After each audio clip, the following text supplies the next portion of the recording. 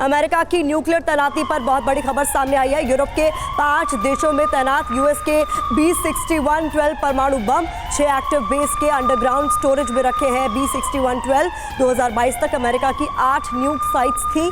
Poland में ग्लोबस्टर की landing से 9वीं साइट बनने की आशंका।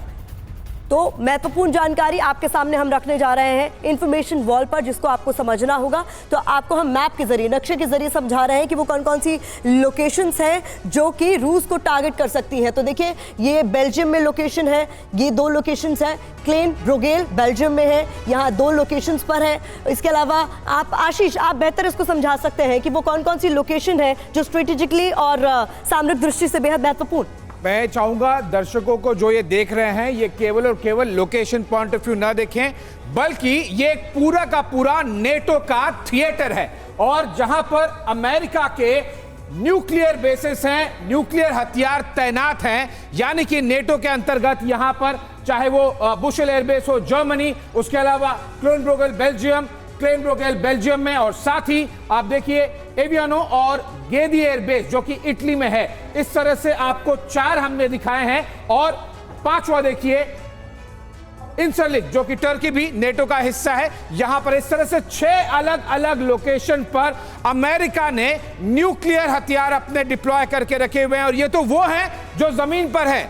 आप अंदाजा लगाइए कि पानी में, चाहे वो कोई भी समंदर हो जहां पर अमेरिकन फ्लीट्स जाती हैं, जहां पर अमेरिकन सबमरीन जाती हैं जो कि न्यूक्लियर केपेबल है। और एग्जैक्टली वही हम बात कर रहे थे कि किस तरह से इंटरकॉन्टिनेंटल बैलिस्टिक मिसाइल जो हर जगह से, तीनों डोमेन से ट्रायड के जरिए फायर किया जा सकता है। अमेरिका की land based ICBM nuclear missile तैनात कहां पर, ये देखिए नॉर्थ डकोटा, मोंटाना, कोलोराडो और साथ ही व्योमिंग और नेब्रास्का। ये तो केवल अमेरिका में है, जो कि अमेरिका की धरती से इंटरकॉन्टिनेंटल बैलिस्टिक मिसाइल के जरिए, यानी कि यहां से सीधा रूस के किसी भी जगह पर वो फायर किया जा सकता है। और साथ ही दूसरी आप ग्राफिक्स देख रहे हैं किस तरह से अमेरिका के न्यूक्लियर बॉम्बर बेस, अब तक हमने जो दिखाया आपको वो केवल जमीन से था। बॉम्बर यानी कि हवा से जो टेक ऑफ करेंगे न्यूक्लियर बॉम्ब को लेकर, वो है नॉर्थ डकोटा, लुसियाना, मिसौरी। इन 3 जगहों से बॉम्बर्स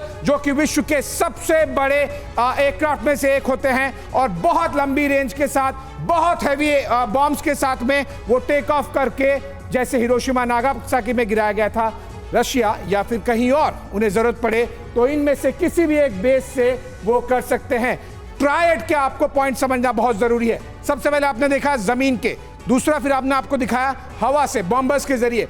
अब आप देखिए सबमरीन, यानी कि तीनों डायमेंशन से अमेरिका के न्यूक्लियर सबमरीन पोर्ट्स का है, वॉशिंगटन, उसके अलावा जॉर्जिया, यानी कि ये जो 2 बेसिस हैं, यहां पर अमेरिका के nuclear capable, nuclear powered submarines based होते हैं।